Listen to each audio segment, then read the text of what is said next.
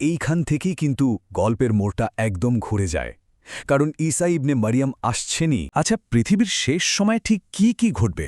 একটা প্রাচীন বর্ণনা কিন্তু আমাদের এই ব্যাপারে একটা ধারণা দেয়। সেখানে বলা হয়েছে মানবজাতিকে একের পর এক বিশাল সব পরীক্ষার মধ্য দিয়ে যেতে হবে। চলুন তাহলে আমরা সেই ভবিষ্যৎবাণীর ধাপগুলো এক এক করে দেখে নিই। শুরুটাই হচ্ছে একটা ভয়ঙ্কর সতর্কবার্তা দিয়ে। বলা হচ্ছে এমন একজনের আবির্ভাব ঘটবে যার পরীক্ষা হবে মানবজাতির জন্য ইতিহাসের সবচেয়ে কঠিন আর বড় পরীক্ষা। তো এই বর্ণনার একদম কেন্দ্রবিন্দুতে আছে দাজ্জাল নামের এক প্রতারক। বলা হয় কি জানেন, সে নাকি এক রহস্যময় দ্বীপ থেকে তার শিকল ভেঙে বেরিয়ে আসবে, আর যেই না সে আসবে অমনি সারা পৃথিবীতে শুরু হয়ে যাবে এক ভয়ঙ্কর বিশৃঙ্খলার সময়, যেটাকে বলা হয় ফিতনা। দাজ্জালের ক্ষমতাগুলো কিন্তু কোনো সাধারণ বিষয় না, প্রায় ঐশ্বরিক পর্যায়ের। সে নিজেকে সরাসরি খোদা বলে দাবি করবে, আর তার অলৌকিক ক্ষমতা দিয়ে মানুষকে এমনভাবে বিভ্রান্ত করবে যে ভাবুন একবার, তার এক ইশারায় আকাশ থেকে ঝমঝম করে বৃষ্টি নামবে। তার জাদুর মায়াজালে পড়ে মানুষ কোনটা সত্যি আর কোনটা মিথ্যা সেই পার্থক্যই ভুলে যাবে। আর তার সবচেয়ে বড় যে প্রতারণা, সেটা হলো তার নিজের বানানো জান্নাত আর জাহান্নাম। মানে সে যেটা দেখাবে জান্নাত হিসেবে, সুন্দর বাগান, নদী বয়ে যাচ্ছে, সেটা আসলে হবে দাও দাও করে জ্বলতে থাকা আগুন। আর ঠিক তার উল্টো, যেটাকে সে ভয়ঙ্কর জাহান্নাম বলে দেখাবে, সেটাই আসলে হবে একটা শান্ত সুন্দর বাগান। বিশ্বাসীদের জন্য এর চেয়ে বড় পরীক্ষা আর কি হতে পারে, তাই না? কিন্তু এত ক্ষমতা, এত মায়াজাল, এই দাজ্জালও কিন্তু একসময় ভয় পাবে। কখন? যখন সে শুনবে যে ঈসা ইবনে মারিয়াম পৃথিবীতে আসছেন। ব্যাস, ওই খবরটা শোনা মাত্রই তার সব আত্মবিশ্বাস যেন হাওয়ায় মিলিয়ে যাবে, আর ভয়ে তার মুখটা একেবারে ফ্যাকাশে হয়ে যাবে। আর ঠিক এইখান থেকেই কিন্তু গল্পের মোড়টা একদম ঘুরে যায়, কারণ ঈসা ইবনে মারিয়াম আসছেনই দাজ্জালকে মোকাবেলা করার জন্য, পৃথিবীতে সত্য আর ন্যায় বিচার ফিরিয়ে আনার জন্য। ঈসার আগমনের বর্ণনাটা না খুবই সুন্দর, একদম কাব্যিক। বলা হয়েছে তার চেহারা থেকে যখন পানির ফোঁটাগুলো পড়বে টপ টপ করে, সেগুলো নাকি দেখতে হবে একদম ঝকঝকে মুক্তার মতো, যেন তার পবিত্রতারই একটা চিহ্ন। এরপর আসে সেই চূড়ান্ত মুহূর্তটা। ঈসাকে দেখা মাত্রই দাজ্জালের সব ক্ষমতা, মায়া, এমনকি তার নিজের অস্তিত্বটাই যেন গলতে শুরু করবে। ঠিক যেভাবে পানিতে লবণ গলে যায়, একেবারে মিলিয়ে যাবে সে, আর এভাবে শেষ হবে তার সেই ভয়ঙ্কর ফিতনার যুগ। তো দাজ্জালের পতনের পর সবারই মনে হবে যে যাক, শান্তি ফিরে এলো। কিন্তু না, ঠিক তখনই আরেকটা নতুন, আরও ভয়ঙ্কর শক্তির আবির্ভাব ঘটবে। পৃথিবী তখন আরও একটা বিশাল পরীক্ষার মুখোমুখি হবে। এই নতুন শক্তিটা হলো ইয়াজুজ আর মাজুজ।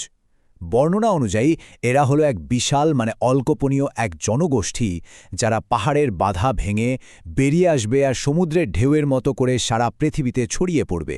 তাদের ধ্বংসযজ্ঞ যে কি পরিমাণ ভয়ঙ্কর হবে তার একটা উদাহরণ দেয়া হয়। বলা হয় তাদের প্রথম দলটাই একটা বিশাল হ্রদের সব পানি পান করে শেষ করে ফেলবে। চিন্তা করা যায়? এরপর তাদের পেছনের দলগুলো যখন ওই একই জায়গায় আসবে, তারা শুধু শুকনো মাটি দেখে বলবে, আরে এখানে তো একসময় পানি ছিল মনে হচ্ছে। দেখুন, এত বিশাল একটা বাহিনীকে মানুষের পক্ষে হারানো তো সম্ভব না। তখন ঈসা আবার দোয়া করবেন, আর আল্লাহর হুকুমে এক ধরনের পোকা বা মহামারী এসে তাদের ঘাড়ে এমনভাবে আক্রমণ করবে যে চোখের পলকে তারা সবাই ধ্বংস হয়ে যাবে।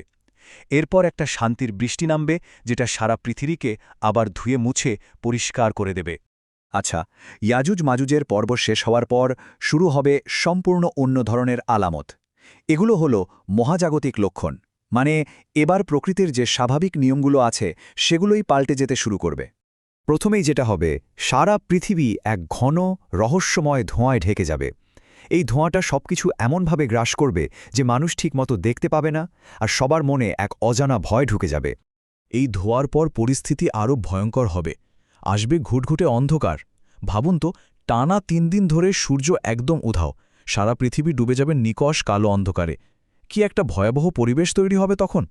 আর তারপরেই আসবে সবচেয়ে বড়, সবচেয়ে চূড়ান্ত মহাজাগতিক আলামতটা। সূর্য আর পূর্ব দিক থেকে উঠবে না, উঠবে পশ্চিম দিক থেকে।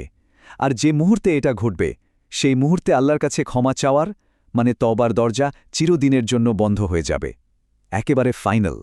তওবার দরজা তো বন্ধ হয়ে গেল। এরপর মাটি ফুঁড়ে বেরিয়ে আসবে এক অদ্ভুত প্রাণী, আর তার কাজ হবে একটাই, প্রত্যেকটা মানুষকে শেষবারের মতো চিহ্নিত করে দেওয়া। এই প্রাণীটার নাম দাব্বাতুল আর্দ। এর কাজ খুবই নির্দিষ্ট, কে বিশ্বাসী আর কে নয় সেই পরিচয়টা একেবারে স্থায়ীভাবে সবার চেহারার ওপর বসিয়ে দেওয়া। আর এই চিহ্নটাই কিন্তু মানুষের চেহারায় ফুটে উঠবে। যারা বিশ্বাসী তাদের মুখ হয়ে যাবে উজ্জ্বল, আলোকিত, আর যারা অবিশ্বাসী তাদের চেহারা হয়ে যাবে অন্ধকার, হতাশায় ভরা। এরপর আর ভালো মন্দের কোনো বাজবিচার থাকবে না, পথ একেবারে নির্দিষ্ট হয়ে যাবে। মানুষের এই বিভাজন শেষ হওয়ার পর পৃথিবী তার একদম শেষ মুহূর্তের দিকে এগিয়ে যাবে। এবার শুরু হবে শেষ কয়েকটি মহাপ্রলয়কারী ঘটনা। এই পর্যায়ে পরপর ৩টা বড় ভূমিধস হবে, একটা পূর্বে, একটা পশ্চিমে আর আরেকটা আরব উপদ্বীপে। আর সবকিছুর শেষে ইয়েমেন থেকে একটা বিশাল আগুন বেরিয়ে আসবে, যেটা সব মানুষকে একদিকে একটা মহাসমাবেশের দিকে তাড়িয়ে নিয়ে যাবে। আর তারপরেই আসবে সেই অন্তিম মুহূর্ত, যখন শিঙায় ফু দেওয়া হবে। সেই এক ফুয়ের শব্দেই এই দুনিয়ার সব কিছু ধ্বংস হয়ে যাবে, আর শুরু হবে বিচার দিবস, মানে কিয়ামত। তাহলে চলুন পুরো ঘটনা প্রবাহটা একবার ছোট্ট করে গুছিয়ে নিই। প্রথমে আসছে দাজ্জালের মহাপ্রতারণা, তাকে থামানোর জন্য ঈসার আগমন, এরপর ইয়াজুজ আর মাজুজের উত্থান এবং তাদের ধ্বংস, তারপর মহাজাগতিক সব লক্ষণ, ধোঁয়া, অন্ধকার, পশ্চিম দিকে সূর্য ওঠা। এরপরে আসছে সেই বিশেষ পশু যেটা মানুষকে 2 ভাগে ভাগ করে দেবে, আর সবশেষে শিঙায় ফু এবং পৃথিবীর সমাপ্তি। এই যে এত বিস্তারিত একটা বর্ণনা, এতগুলো ঘটনা, এগুলো শোনার পর একটা প্রশ্ন কিন্তু মাথায় ঘুরপাক খায়। পৃথিবীর শেষ সময় নিয়ে এই ধরনের গল্প বা আখ্যানগুলো মানুষের বিশ্বাস আর সংস্কৃতিতে আসলে ঠিক কী ধরনের প্রভাব ফেলে? কেন এগুলো এত গুরুত্বপূর্ণ?